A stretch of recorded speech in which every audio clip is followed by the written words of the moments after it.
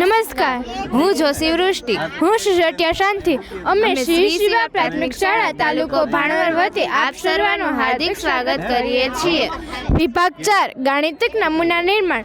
આ પ્રોજેક્ટ પાછળનો અમારો હેતુ એ છે કે ગણિતના સુયોજનોમાં સમસ્યાઓ કે પડકારોનો ઉકેલ ગણિતના સિદ્ધાંતો દ્વારા લાવી શકાય અને તે અંગે શાળાના બાળકોમાં જાગૃતિ લાવી શકાય. આ પ્રોજેક્ટ દ્વારા બાળકો રમતા રમતા દાખલા શીખી શકે છે.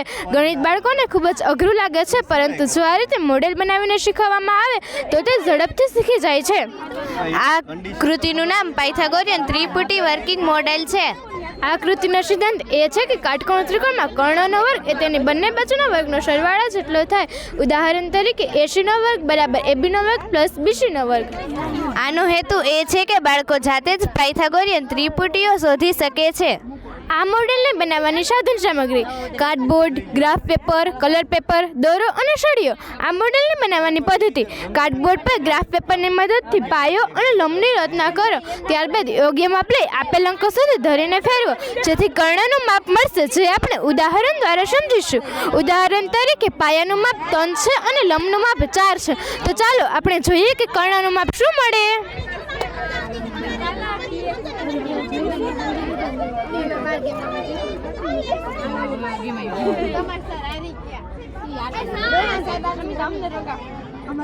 તેથી આપણે કર્ણનો માપ 5 મળે છે. તેથી આપણે પાયથાગોરિયન ત્રિપુટી 3, 4, 5 મળી.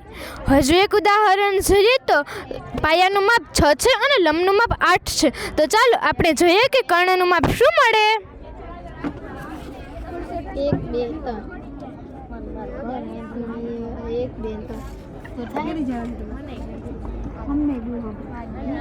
તેથી આપણે જોઈ શકીએ છીએ કે કર્ણનો માપ 10 મળે છે. તેથી આપણે પાયથાગોરિયન ત્રિપુટી 6, 8, 10 મળી. અમારા ધોરણ 7માં ત્રિકોણ અને તેના ગુણધર્મ નામનું ચેપ્ટર આવે છે, જેમાં પણ પાયથાગોરિયન પ્રમેયના આધારે દાખલાની ગણતરી કરવામાં આવે છે. ત્યારે અમે વર્ગ કે વર્ગમૂળ જાણતા ન હતા, તો આ મોડલ ગણતરી કરવા માટે અમને ખૂબ જ ઉપયોગી નીવડ્યું હતું. જો તમે કોઈ પણ ત્રિકોણની 2 બાજુઓ જાણો છો તો ત્રીજી બાજુ આ ફોર્મ્યુલા દ્વારા શોધી શકાય છે. કોઈ પણ ત્રિકોણમાં સમકોણ છે કે નહીં તે ચકાસવું તેની બાજુઓની લંબાઈ આ ફોર્મ્યુલામાં મૂકી ચકાસી શકાય છે.